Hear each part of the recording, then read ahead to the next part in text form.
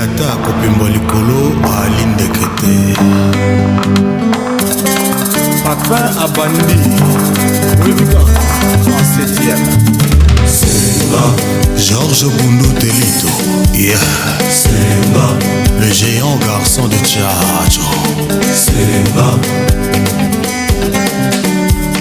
Simba Jean-Jacques Bayola 5 sur 5 Angai moto pambe anga moto pamba Angai moni mambe anga mwana zambe Nabatongo konga peba finga kanga Kombo nanga esa mwana minongo ya bato Masumu nyonso Israel Senga Masumu nyonso maindambe Senga Masumu yadamu na Eva Senga Bofingi tongi lobi mingi na kombo ya mwananganya Bofingi tongi lobi mingi na kombo ya mwananganya Botika ezafo ezakolo botika Senga La bouche Les yeux Idolès Frisson Mosika oyo l'amour est choisi Ememanga Nga mwana mama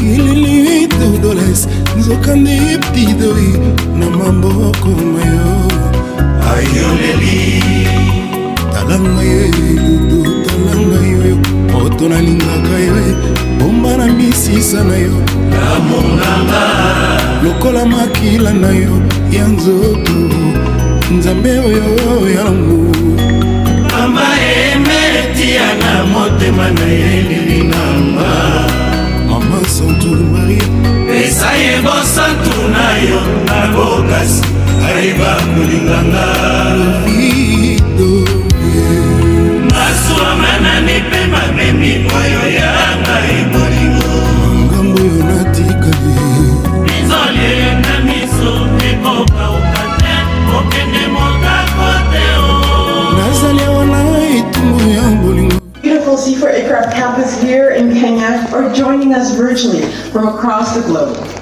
This is my second year of opening a GLF conference on this campus, and there's nothing quite like it. The energy here is electric. We just had the opportunity of hearing beautiful music that highlights the climate crisis we're in.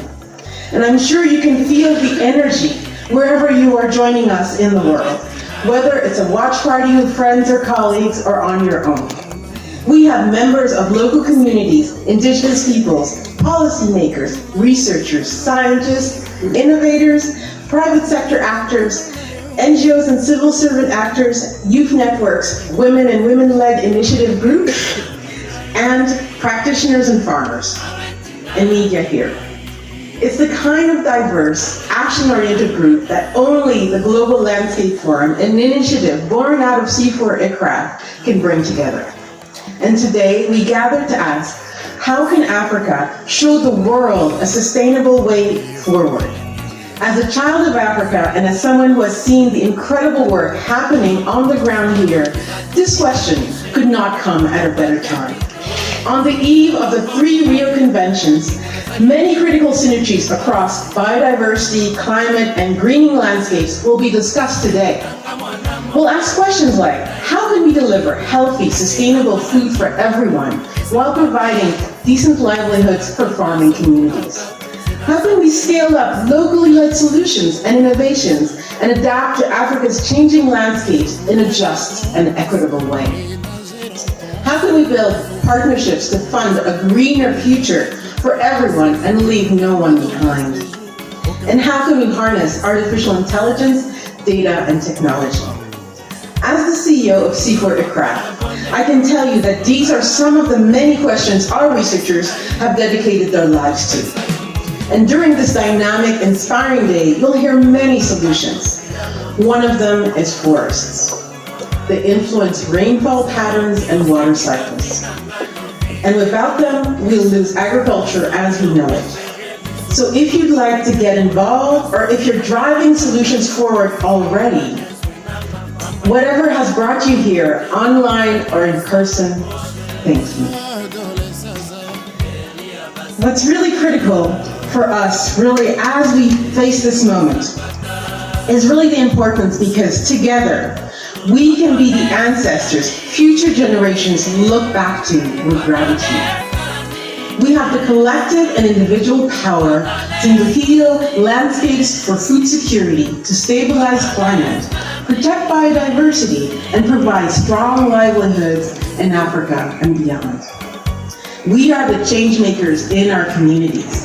So look at the people next to you and introduce yourselves. And if you're joining virtually, take advantage of the networking features on the platform. This is a chance to learn, share, and break out of our silos to celebrate what we have achieved and to unite our knowledge, ideas, networks for a healthy, prosperous Earth for all. I wish you a wonderful conference. Asante sana. Thank you.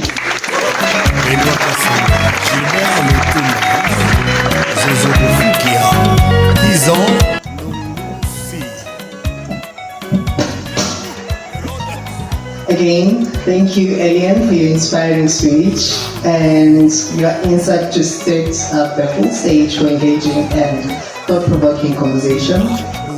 And now I would really love to hear from participants. So, are you guys ready? Are you guys ready? Please scan the QR code or visit slido.com and enter the code conference hall, lowercase, to share your thoughts and tell us in really few words, what would you like to discuss at today's conference?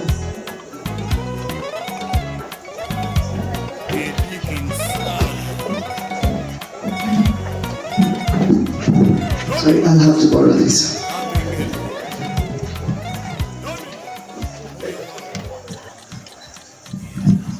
Oh, I can see climate change, landscape restoration, political will, localization, decolonization of knowledge and land, really important, justice, biodiversity, climate finance, Congo, oh, that's interesting, biodiversity-friendly, human rights-based approach, keep them coming, climate change, landscape restoration, innovative funding for restoration, youth engagement, justice transition, influencing popular education,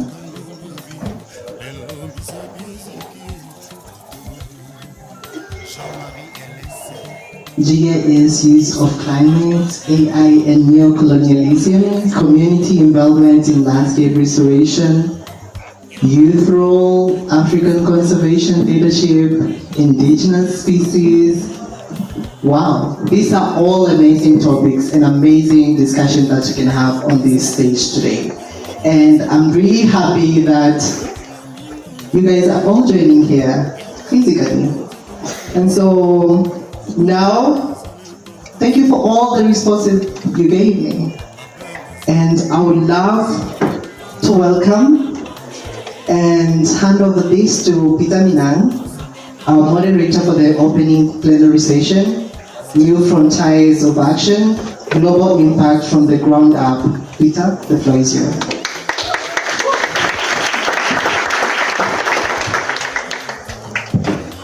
Good morning, Africa. Bonjour. I know there are so many people following us from Asia, so I'll say Selamat Sore from people from Jakarta. Shub Sobahar from people in Delhi. Buenos dias, people in Latin America. Thank you all for being here. Karibuni, GLF 2024. So without much ado, we've got a really nice panel to talk to you about our topic for the plenary this morning, New Frontiers global experiences building from the ground up. And we've got a really distinguished panel this morning to talk to you. We'll start with two really important keynotes that will talk to us about what is Africa, giving us a big picture on what is happening on the continent. What is our position? How are we moving forward? What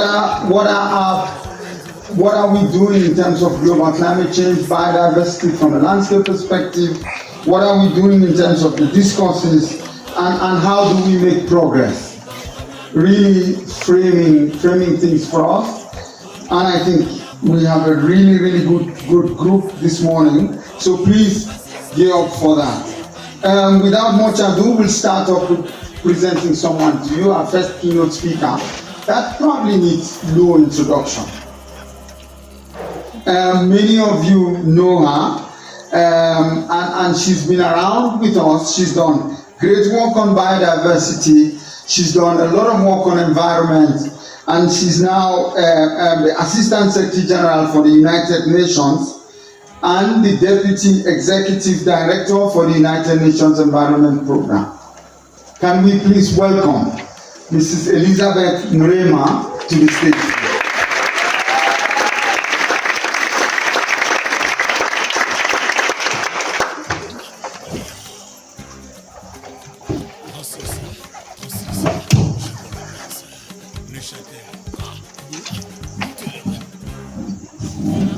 It's not true that I don't need introduction.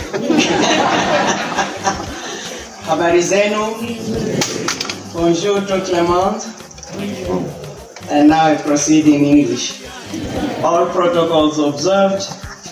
Indeed, we are discussing an important topic, and particularly for this year, as Eliana has indicated, with the Rio conventions all meeting towards the end of the year for their conferences of the parties. And that also demonstrates clearly that we are facing a crisis of climate change, biodiversity loss, and pollution. And we can see it around us. So, as our moderator has indicated, we still have a lot to do because the changes are witnessed in our day-to-day lives. So the three Rio conventions, and this is the Convention on Climate Change, Convention on Biological Diversity, and Convention to Combat Desertification, Land Degradation, Drought, were created to try to halt some of the alarming trends that we face today. It's over 30 years, those trends are still with us. And that's why I'm saying we still have a lot to do. Climate change continues to intensify. And remember, last year, we were told was the hottest year on record. And even this year, we had the same. Global biodiversity has continued to decline at an alarming rate. And recently, IPBES report told us over 1 million species are at risk of extinction within this century if we are not careful. And desertification affects over 2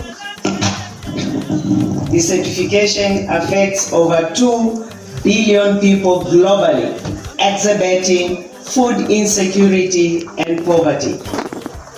When we consider climate change, loss of biodiversity, and desertification, issues of land conservation, land restoration, land management cannot be avoided.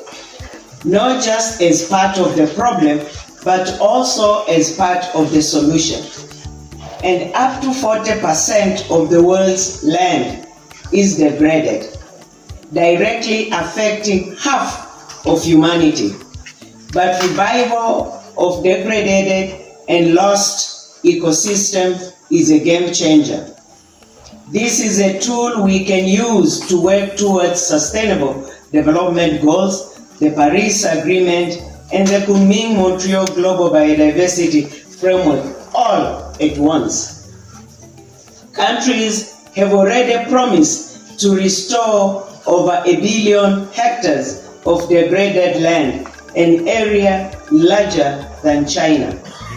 We are nearly 4 years into the UN decade on ecosystem restoration.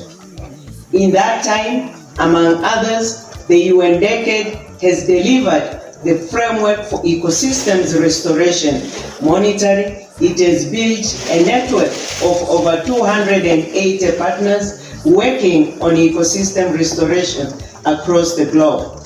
And it has produced principles and standards of practice for ecosystems restoration. And through the World Restoration Flagships, the UN decade is honoring the best examples of large-scale and long-term ecosystem restorations worldwide. 17 flagships have been launched so far, between them aiming at restoring 108 million hectares and create 15.5 million jobs by 2030. Here in Africa, where we are, we have showcased initiatives which are combining traditional knowledge with sustainable best practices and social inclusivity. Initiatives such as the African Farmers Transforming Food Systems, which cover Mali, Senegal, Tanzania, Uganda, and Kenya, and Re-Greening Africa, of which here in Accra is a key partner, which is reversing land degradation by bringing back trees, shrubs, grasses, and building and conserving soil and water. As we upscale these initiatives, we must also help countries meet their commitments and obligations under the various multilateral environmental agreements to which they are parties. For example, at the UN Environment Programme, we are assisting and working together under the Great Green Wall Initiative to stop desertification in the Sahel. And in the Congo Basin Sustainable Landscape Program, we are working with 8 countries of that region. What does it do? Trying to improve planning and management of at least 1.5 million hectares of protected areas by 2030. In doing so, we hope it will help mitigate some 18 million tons of greenhouse gas emissions, while also delivering sustainable development and economic benefits to communities. So this forum gives us that opportunity to share knowledge and experience of sustainable land management that can reverse degradation while increasing biodiversity, soil health, and food production. By restoring land and productive systems, humanity can secure the nature-positive, net-zero pathways needed to safeguard a healthy planet. Let us all do what we can to strengthen the science and make sure it is policy relevant and fit for the challenges of solving the triple planetary crisis. Thank you.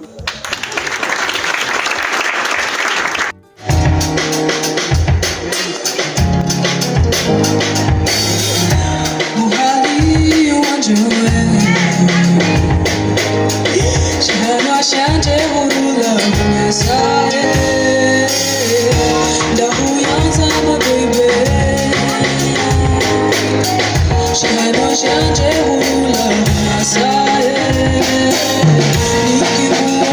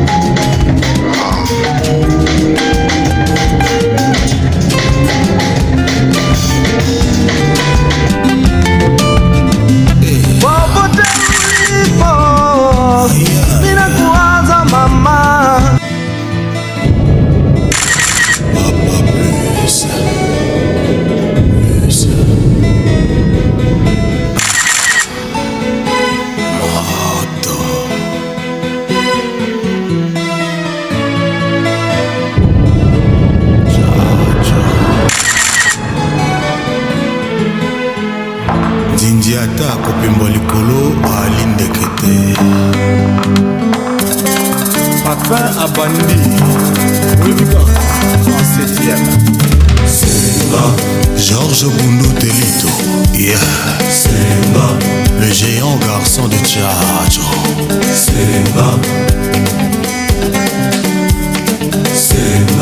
Jean-Jacques Bayol, 5 sur 5. Angai moto pambe, anga moto pamba. Angai moni mambe, anga mwana zambe. Baba tongo konga, beba finga kanga. Kombo nanga esa, mwana mino mwebato. Masumu, nyoswa Israel. Senga. Masumu, nyoswa maindambe. Senga. Masumu, yadamu na eva. Senga. Ofingi tongilo bimingi na kombo ya mwananganya. Ofingi tongilo bimingi na kombo ya mwananganya. Botika, ezafo, botika. Senga. Commandant Obrez.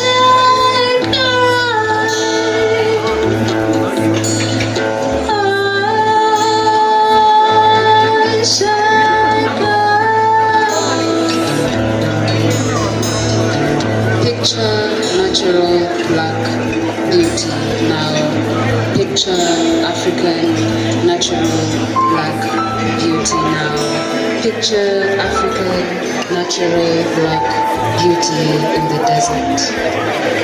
That was the appeal that concealed in barren land where the sun set in the sand of beauty existed far more ideal than an oasis as is the way of the motherland.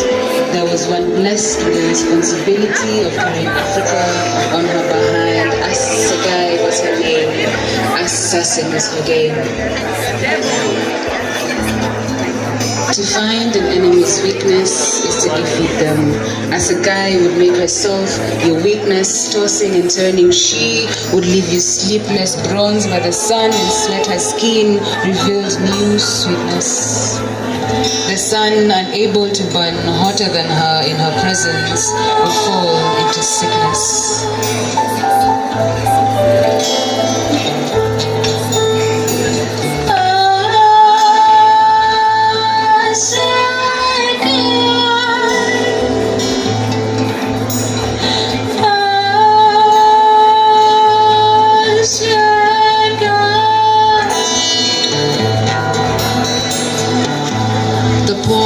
Chessboard. Assagai had the power to unveil new pleasures. A concubine with no stature, she found her power behind bringing the rapture to a cuckoo's enemies, her weapon of choice. A short, stabbing spear. Just as a married man stabbed his marital vows as he lay with her, is the same way Assagai would stab them in the chest to become who she needed to be. A beautiful assassin by the king's side, she needed to show that she could please and defend before fate dealt its hand and moved the hands of time.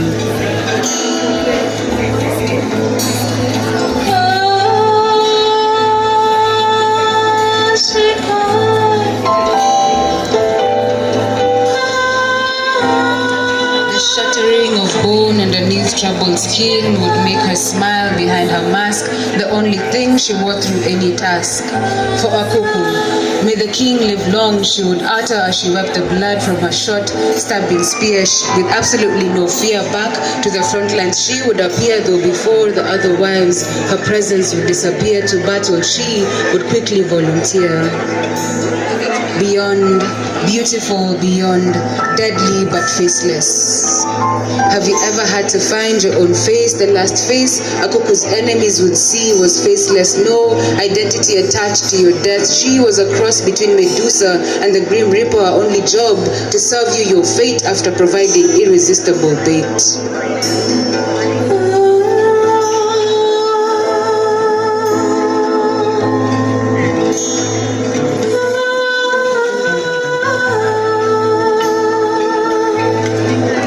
Assagai had one need, one itch ever since she became a trained assassin concubine, to be seen by her king. He is mine, but I am not his. Only he could quench the desert that was her soul. Her loyalty would never fade, but her beauty would. to overcome. 7 wives and several soldiers was her burden to bear, a burden time would not help her with by slowing down. She would not have to worry about wearing masks when she grew old, for to her, her youth was her face. As a guy was trained with many, but only she was cunning enough to rise in rank. She made her way to the first line of defense for the king. She became T'Challa's army of African women, an army of wives fighting by a cuckoo's side. As a guy became the king's secret weapon. Time she tried to cheat. For her biggest battle she was yet to defeat, making the other wives obsolete, so her king, a cuckoo, would fall to her feet as she had done to the strongest of men.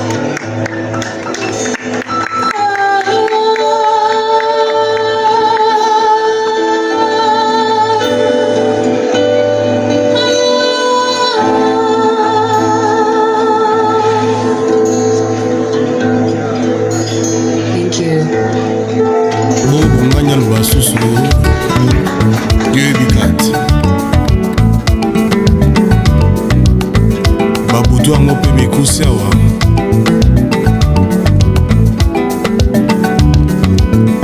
Mélian ngabona nga problème